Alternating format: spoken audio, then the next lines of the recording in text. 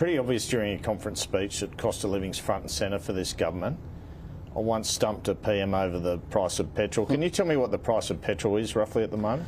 Oh, the price of, well, I don't go and fill up my car, but it was around about $1.80 last time I did.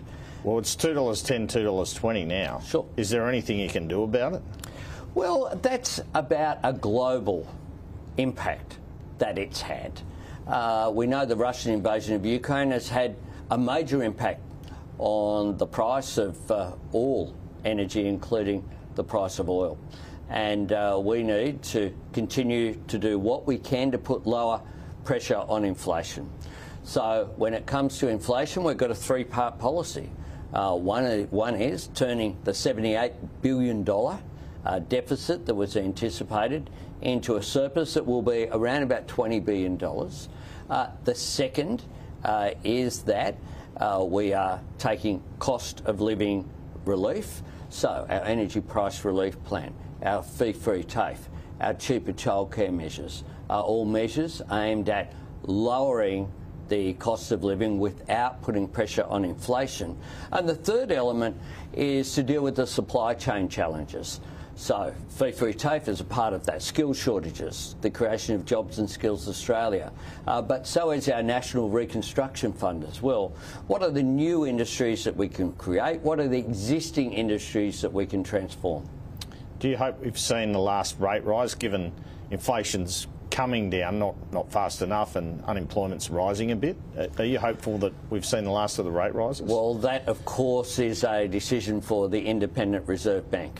What I'm confident of is that we are managing fiscal policy in a way that is assisting the implementation of monetary policy, and that is something that we can do to make a difference.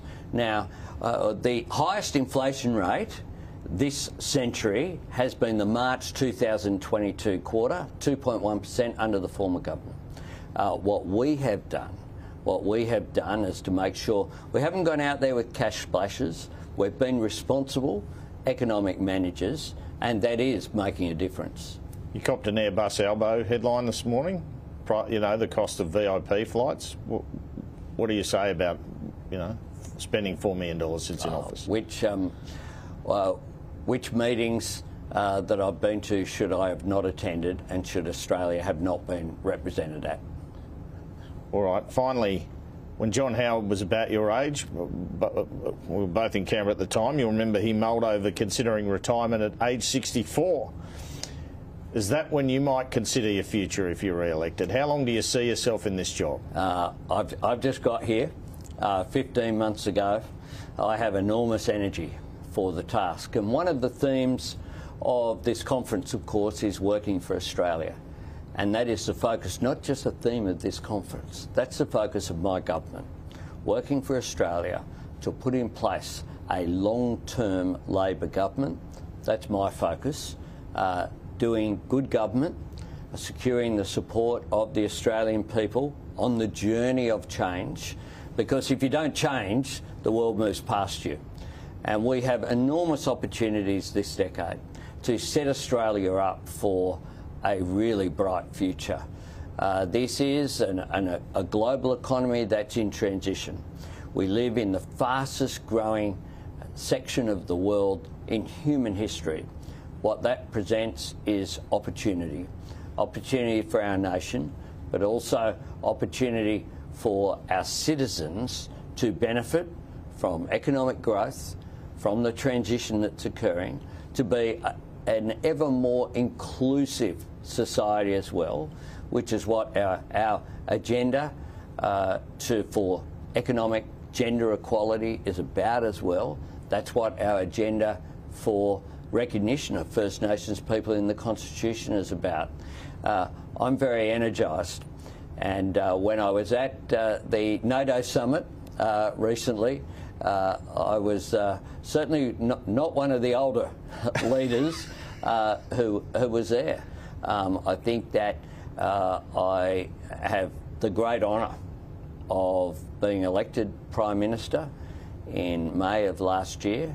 It's not something when I went into Parliament was on my to-do list, It's a job that I'm enjoying, that I regard as an incredible privilege. I love this country. We're a great country. I think we're the greatest country on earth. But we can be even greater in the future if we make the right decisions and set ourselves up for that long-term future. So a 2025 election for you, and you said that year in the conference, and then a full term then is what you're looking at? What you're after? Absolutely. I certainly will be going to the next election with the intention, absolutely, of fulfilling a term. I think that, you know, politics can change quickly, of course.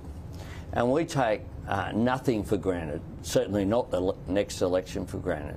But as you know, Andrew, during the last term, before we were elected, I spoke about plans for 2022 and beyond, and 2025.